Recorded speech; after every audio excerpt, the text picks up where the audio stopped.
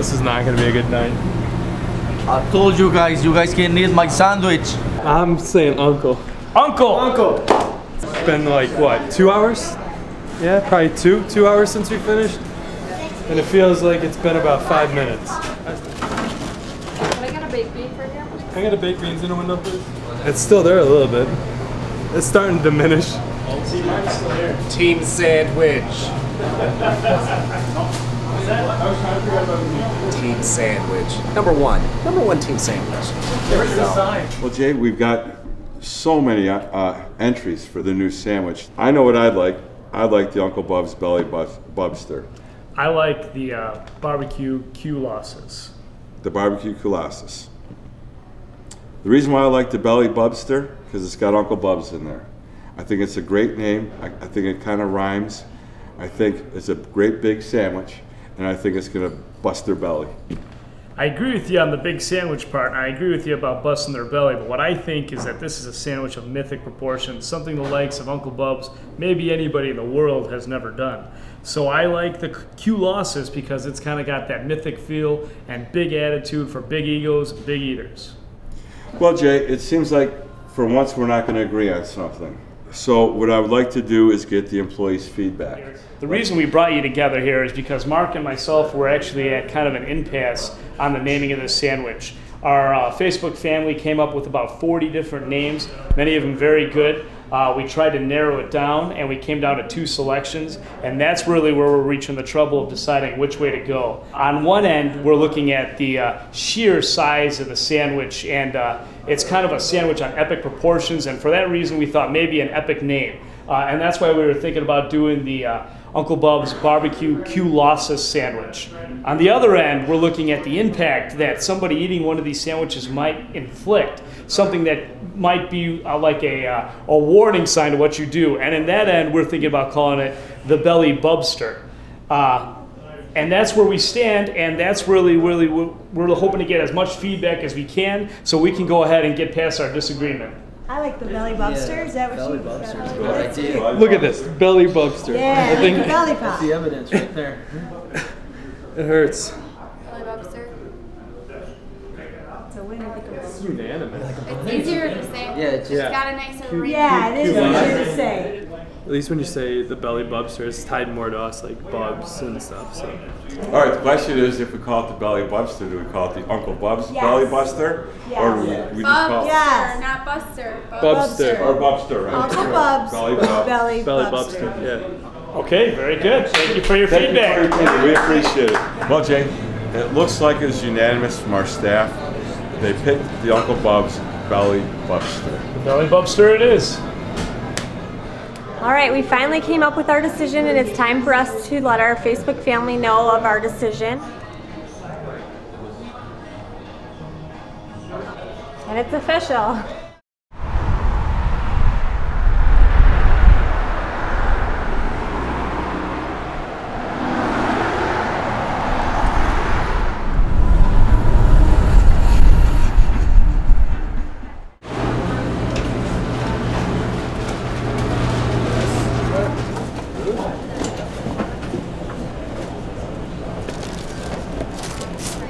Been coming to Uncle Bub's for a couple of years now. I was first exposed to it actually through an outing at work. They catered through Uncle Bub's, and I was in love right away. There's just something about the barbecue here. It's some of the best that I've had in the Chicago area. Their catering is out of this world. Catered Uncle Bub's for my rehearsal dinner, still very happily married. Catered Uncle Bub's while the Blackhawks were in the Stanley Cup Finals. The Blackhawks won the Stanley Cup, so cater from Uncle Bub's, and maybe something wonderful will happen for you. If you love our smoked meats, this is what it's all about right here. This is our Brunswick Stew. I'm going to add some herbs and spices first of all. I'm going to stir them in. Next we're going to add 6 pounds of potatoes, 6 pounds of cut green beans, 6 pounds of onions, 6 pounds of celery, and 6 pounds of carrots. 3 pounds of frozen kernel corn going in. A half cup of kitchen bouquet. 3 cans of tomato soup. One of our second to third most important ingredients, is our barbecue sauce. 1.5 gallons of barbecue sauce. Just keep stirring this, keep blending the flavors. We're getting ready for the best part. Next we have a pound of roux, flour, and butter mixed together. This will thicken it up a little bit. Here's the good part. We're going to start adding our meats. This is 4 pounds of our pulled pork. It is delicious. We have big chunks because it will break down a bit. Next we're going to add 4 pounds of our smoked beef brisket, another one of my favorite meats. Our final meat is our smoked pulled chicken, 4 pounds of smoked pulled chicken. We are going to let this simmer. We're going to bring it to a boil. It'll take about an hour to come to a boil. Then we're going to let it simmer for 4 hours. And this will make 16 gallons right here. We'll go through this in 2 days. For any barbecue lover, this is the perfect stew and the perfect time of year for it.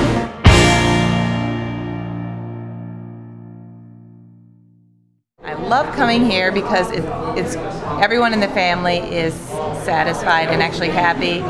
I love how everything just makes me feel like I've just gone to the past, and the food is awesome here. My name is Aaron. I like the chicken nuggets here. My favorite food here is probably the bacon burger. I can't get enough of the pulled pork. It's a really great home-cooked meal. There's really nothing that compares up here in the north to the barbecue that you can get here at Uncle Bub's. Everyone's going to find something they like here. Been to the south, and for me, this is the place to be. I also like the desserts. Come here with a big appetite. Here we have our two and down baby back ribs. They've been cooking for about 4 hours at 210 degrees. What we do when we first get them is we put our rub on them the night before. In the morning we put them onto the smoker. We slow smoke with apple and hickory wood. Then we pull them off, we spray them down with a little bit of apple juice, and pull them out of the smoker. Our pork butts are just about ready to come off, and these are 12-pound pork butts, believe it or not, when we first get them. They're fresh, and they tumble them. They tumble them with our seasoning, and then they cryovac them. That sits in the package for 3 to 5 days in the cooler, and then all we do is put them on the smoker. We slow cook them at 200 degrees for 14 hours. We've been coming to Uncle Bub's for 10 years. We've been coming here ever since they opened. I've actually eaten barbecue from East Coast to West Coast, North to South, and nothing beats Uncle Bub's barbecue. I really like their roasted chicken, and their brisket is real good. And my wife gets the pulled pork sandwiches all the time. She likes those.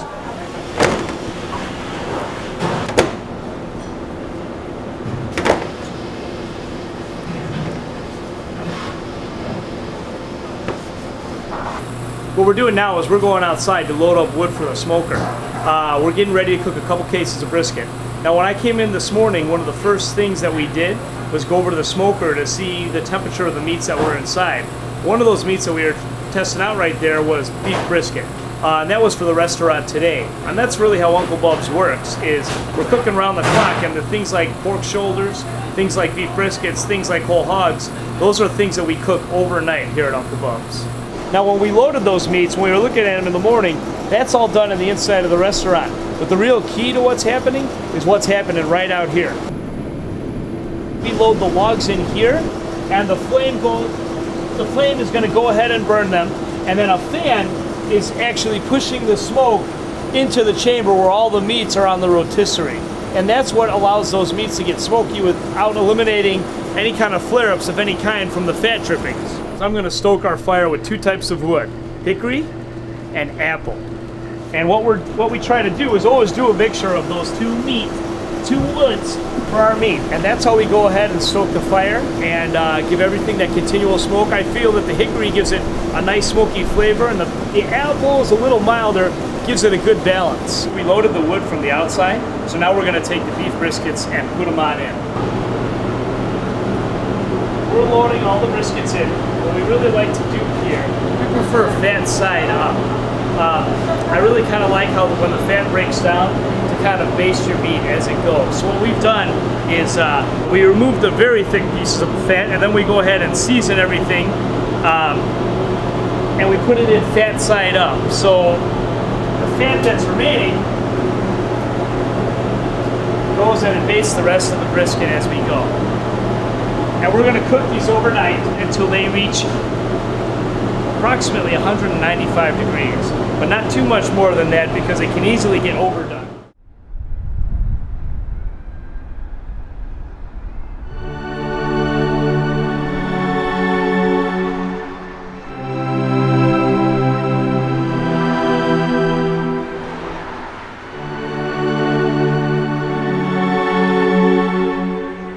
You got to have the passion of what you're doing, and you got to love what you're doing. I work just about every day, but I enjoy coming to work every day. I'm excited to work every day. Sometimes I work too much, but the day goes by so fast, but I love doing it. I love talking to customers about catering. I love talking to customers about their issues. I love talking to customers about how to cook barbecue.